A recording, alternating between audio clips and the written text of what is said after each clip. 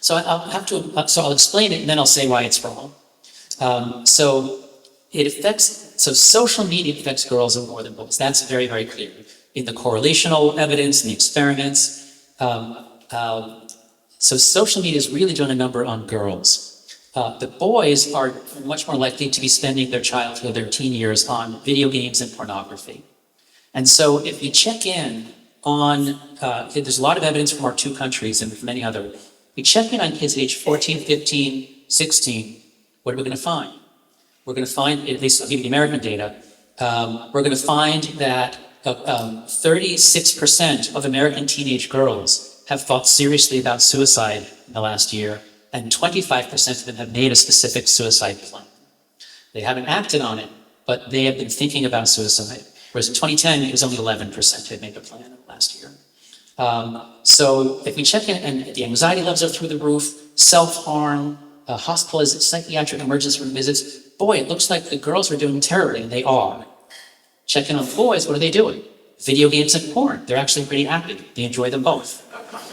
Okay, so that's kind of the view I took here, but I tried to show the boys' development was really being disrupted a lot. And it's not until after the book came out that I kind of put it all together and said, wait a second. If we check in on Gen Z, the oldest are now 28, if we check in on young people in their mid-20s or late 20s, what are we going to see? The young women are still going to be more anxious and depressed than the young men. But the young women went to university and they finished it, whereas the young men didn't. In America now, 60% of college students are female. At every level, from kindergarten through PhD, girls dominate, boys are dropping out. You don't see it so much in the wealthiest strata where the sex difference is small, but you go down to sort of middle class and working class. The girls are going to school, learning, and graduating. The boys are going to school, playing video games, pornography, and not graduating, at least much more. So, trace this out to 28, what do we see? Most of the girls have a job, an income, and they're living away from their parents. The boys, a lot of them have jobs and an income, but much more, we see a huge increase in boys living with their parents, failure to launch, because they never did anything that would turn them into a man.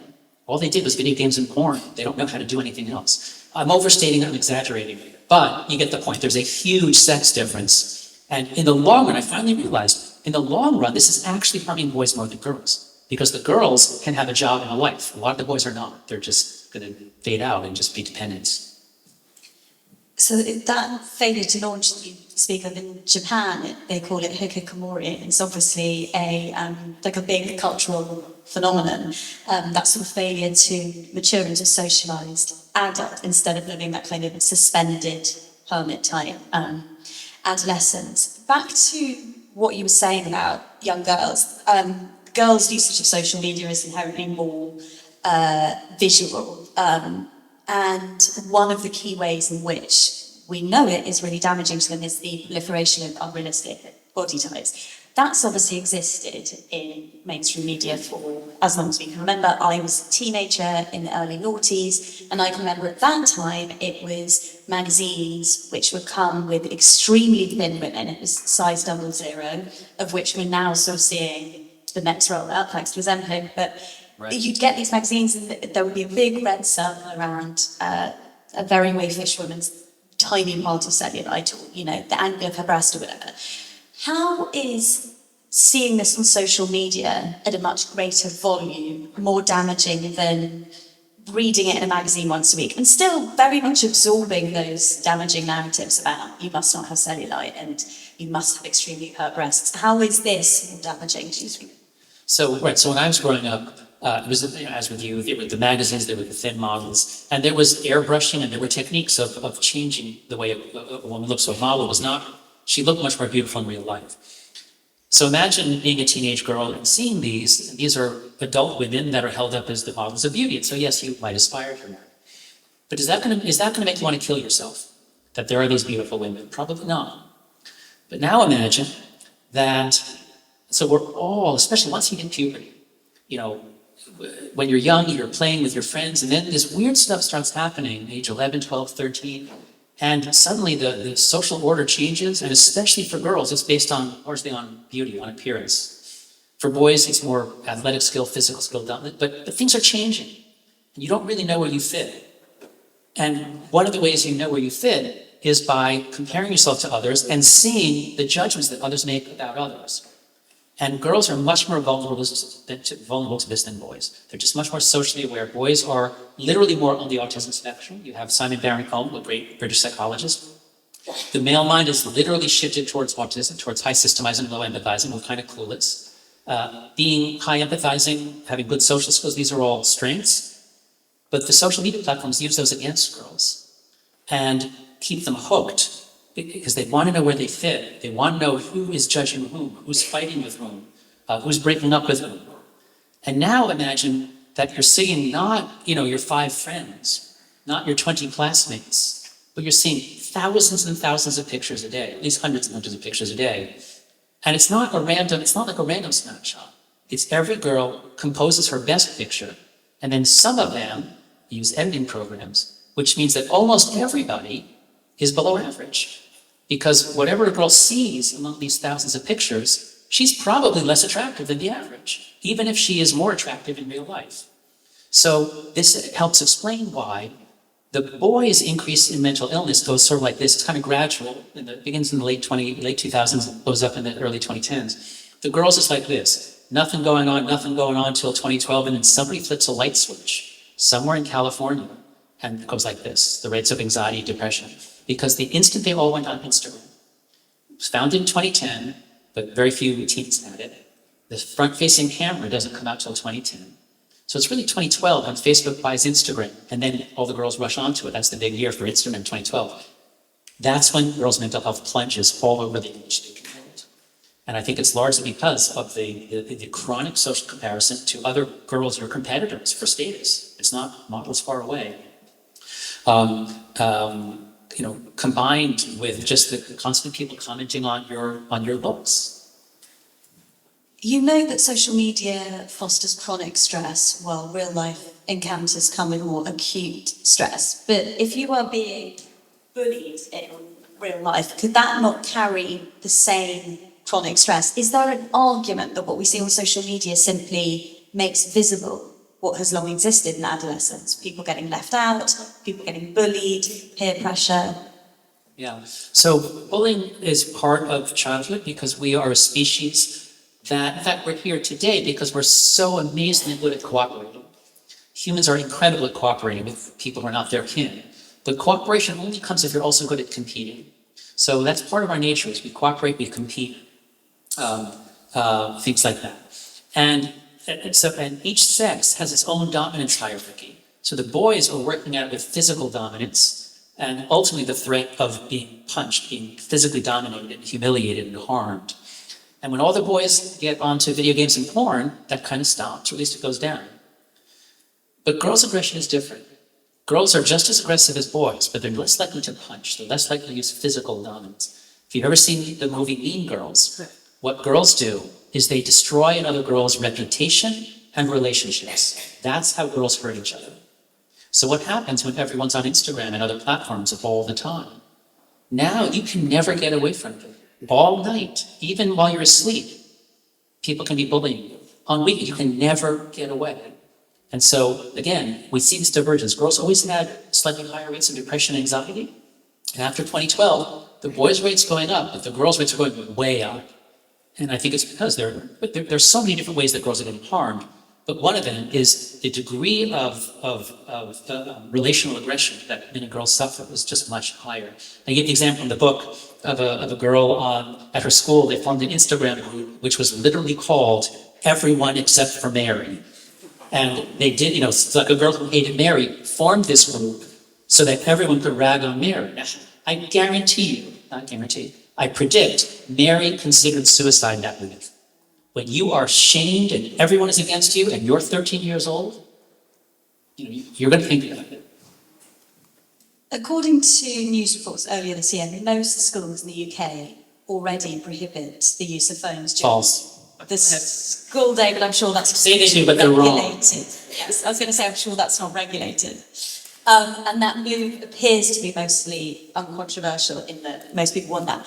And I don't know if you saw this week that Eton announced they were giving each student a dumb phone, not unlike the mobile phones that I must have, that we all had when they first came out, at the beginning of each term, that's obviously much easier for them to enforce because it's boarding school and they're in the care of the school 24/7 for weeks at a time. But social media can still be accessed on tablets and laptops, not just smartphones. So how would those devices be regulated? Well, so let's start with the phones. So what we know in the US and the UK is that most schools say that they ban phones. But what they mean is we have a rule that says that you can't use your phone during class, which is nothing. It just says you can use your phone in class as much as you want, just try to hide it under your desk or go to the bathroom. And teachers have told me kids go to the bathroom a lot more these days than they used to. So very few schools actually ban phones for the whole school day. Some use these phone caddies. You come into class, you put your phone in a caddy at the front, like a shoe rack in the front of the room. Then you sit down and you think about your phone for the next 45 minutes. And then you rush to get your phone, and in between classes, you're on your phone. This is what schools call banning phones. It's garbage. It's not true. It helps the teacher a little bit during class, but the kids are a mess because they don't have time to really talk to each other. They don't laugh together. When schools go phone free and they say, we're going to lock it up in the morning, get it back at the end of the day, you hear this over and over again. Teachers say, it's amazing. In between classes, we hear laughter again. We didn't used to hear them because everyone's on their phone. So it has to be from bell to bell. There was just a report, Policy Exchange in the UK, they found only 13% of schools in England actually did that. And that 13%, they got much better academic outcomes, even though those 13%, they were actually lower in class than the average. So giving kids 6 hours a day of time to listen to their teacher and talk to other kids, that really works. It's not controversial. Schools just have to do it. And it's big news that Eton is now going to do it. But just before I came to my last event, a guy who had gone to Eton, he said, the problem there is so huge. He said, it's a boarding school, and what he told me was, you have all these dorms of like 20 dorms of 50 boys each. And he said there was no regulation before. So the boys were basically on video games and porn all day long, and they weren't doing their studies. I mean, the problem was really, really severe, and the parents were freaking out. My son doesn't learn anything. So again, it's great that Eton is doing it, but they should have done something a long time ago because this problem has been brewing for a long time. Wait, hold on a second. This is being recorded and broadcast, right? So actually, I need to be very careful about what I say. I better be sure that I'm right. That was just hearsay. That's what someone told me. I can't guarantee that was true. Okay. I think that probably happens at most boarding schools, and we'll get to whether or not a ban would actually stop that happening in a minute. Technological advancements have always brought with them a cultural panic. The idea that we may be undone by technology. It happened with the stopwatch. Samuel Pepys wrote with great alarm in his diaries in 1665 about the pocket watch. The landline, wives gossiping on the landline was said to be the cause of 9 out of 10 divorces. The TV, wives watching TV, was also cited as the reason they weren't keeping up with their housework. And the theme here, gaming, there was obviously a huge controversy about that 20 years ago before social media picked up the baton. Microwaves, even novels. Young women who read a lot of novels were seen as promiscuous, which would make me a real slut. Are smartphones, is there not an element of smartphones being the defining panic of the age? I mean, it's so young, we're still so green, we just need to bed in a bit. Yes, and that is the main criticism that I get, that structurally and in so many ways this looks just like all previous technological pandemics. And adults especially freak out about either the technology or the substances that young people are consuming. So yes, that's part of it. But how do we know that there's really something happening here? So in The Boy Who Cried Wolf, the boy cries wolf twice. And then what Aesop was telling us is, if you get 2 false alarms, then shut off the alarm system because it's okay, nothing's going to ever happen. That's not Aesop's point with The Boy Who Cried Wolf.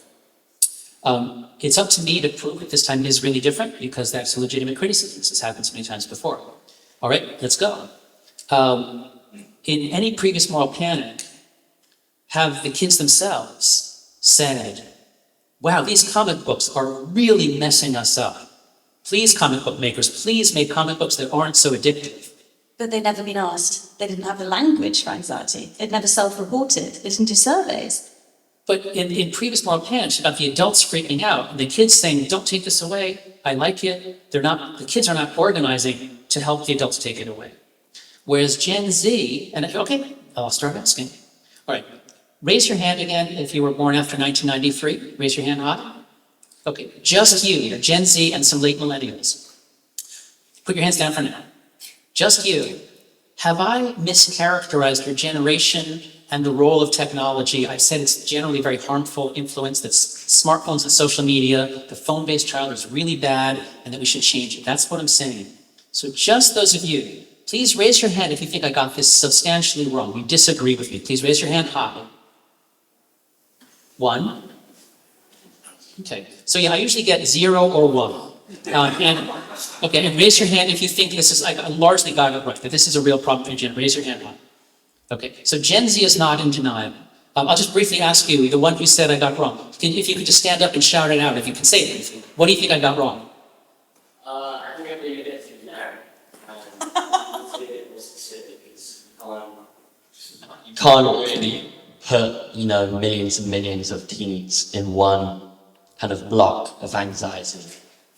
Okay, that's a fair criticism, to which I would respond, well, I'm a social scientist, so I do get to do that, because all I'm talking about is the means. There are lots of exceptions, but when we compare the average mental health of your generation to the average mental health of the millennials, we find a huge difference. That's what I'm trying to say. I'm talking about group differences, but you're right. There are plenty of boys who are doing fine. There are plenty of girls who are doing fine. I'm not saying it's everyone. Thank you for that. So, obviously most people put up, everyone bar the brave young soldier there, put up their hands. Do you not think there's an element of, if you are told, you're blue, you're blue, you're blue, you're blue, you're blue, you're blue, for 10 years you're going to go, I'm blue, and what they've been told for as long as we've almost had phones and Gen Z have been able to use them is, these are terrible for you, these are terrible for you, these are going to make you anxious, these are going to make, are you anxious? Are you anxious? Are you anxious? Yeah, because these are going to make you anxious. I mean, in theory, that's possible. But I think, when you listen to, I've read a lot of writing by Gen Z, and I've been looking for essays defending it. I've put out calls on Twitter and on my Substack saying, if you know of an essay somewhere on this planet written by someone born after 1995 who says that the phone-based childhood and so is good, please tell me, because I can't find that essay. I can send you some. Okay, please. Tell me. Where do you find it? Taylor Lorenz, Washington Post. That's right. She's the one. But her argument is not that it's okay. Her argument is that the world is. Don't agree with all of her arguments. Yeah, that's a very specific argument. Yeah. She's the only one. She also thinks it's a right-left issue, and I don't believe that either. That's right. You write that there's no way to pin the surge of adolescent anxiety and depression on the economic event or trend that I can find. Could it not be what I sort of was alluding to there, that there was a big uptick in public health messaging from men about speaking openly about mental health in a way that young people had never been invited to do, told was normal, told was possible, and that then you're going to see in self-report data, when they have the language, when they have the messaging, that you're going to see an uptick there where you wouldn't, as you argue in previous world wars, cost of living crises, because they didn't have the language, they didn't have the public messaging, they didn't have the opportunity to do the self-report data. A very plausible hypothesis, because the main data here is self-report, and so psychologists, researchers would be very skeptical and say, well, if they're just saying that they're anxious and depressed, maybe that's a good thing, maybe they're honest for the first time, maybe they have the vocabulary. Perfectly plausible hypothesis. If that was most of what was going on, then we would not see a sudden and contemporaneous increase in psychiatric emergency department visits. But all over the English-speaking world, around 2012, we see girls especially checking into psychiatric emergency departments because they cut themselves or harm themselves or try to commit suicide. I don't think that that's because of this amazing, wonderful destigmatization, where now they have a language to talk about it. They should be getting better, not worse. Also, if it was something about the destigmatization and the opening up in the language, then what we would see is a gradual either increase in self-reporting from the 90s, because this really began in the 1990s.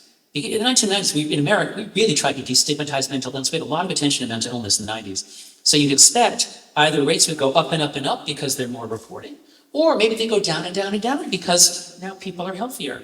But they don't do either. They stay pretty flat until 2012, and then they suddenly go up.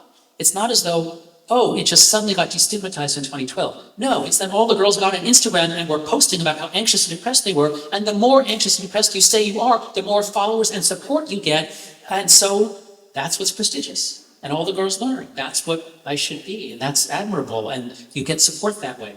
And, it's a line from Hamlet, assume a virtue if you have it not, for use almost can change the stamp of nature. There are various feedback loops where if your identity becomes that you have, I and my anxiety, if that becomes part of your identity, then you don't take risks, you don't push yourself, you don't grow, you don't become less anxious, you become more anxious. So it becomes a self-fulfilling diagnosis. What you mentioned there about posting about your anxiety and receiving validation around that, that is known as sad phishing. And that would insinuate that it's not actual anxiety, that there's an element of concept creep going on, a sort of social contagion. That the quote, the statistic you give about suicide is obviously really stark, and I wouldn't want to denigrate that in any way. But is there any truth to the fact that adolescents are famously changeable, and that what they might say about their state one day, they would not say about their state the next day? Let's see. I don't have any data on the variability. That's an interesting question. The data that we have in America, we have very good longitudinal studies. They're asked once a year for a single point in time. So I don't have data on variability. And high variability is often a sign of some mental difficulty compared to average variability. But I'm not seeing lots of cases of teenagers who were anxious and had anxiety disorders. I'm seeing cases of getting better, but I don't see it's not like this is just a phase they're going through and then they come out and they're happy. We don't really know. We don't have as good data on people in the mid-20s, so I don't actually know what the trajectory is. But I suspect that we're going to see I suspect that Gen Z is going to be more anxious and depressed than previous generations for the rest of their lives. Oh, in fact, we do have some data. Hold on a second. We were just talking about this in the green room. There's a famous finding in happiness research called the U-shaped curve of happiness all over the world until 2015. If you plot how old people are and how happy they are at that age, what you find is that the happiest people are people in their late teens and 20s. They've got all the joy and health of youth. They've got the world ahead of them. They're the happiest. And then also people in their 60s and 70s, believe it or not, are also very happy. It's people in the middle who have the burdens of the world. They have aging parents. They have a mortgage to pay. They have kids who won't get off their phones, whatever. So that's the way it used to be for many decades, as long as this research was done. And after 2015, it's not true anymore. And the reason is because old people haven't changed. They're still just as happy. Middle-aged people are still less happy. What happened in the space of just a decade is that young people, the millennials and before, who used to be the happiest, suddenly it's Gen Z who are the least happy. So now, we just had a post on this in my Substack. Go to afterbabble.com. We have all kinds of research essays, Gen Z essays, all kinds of material. We have 2 posts from David Blanchflower, an economist who studies happiness. And he has found that this global fact of the U-shaped curve of happiness is over. The happiest people are the elderly, the least happy people are the young.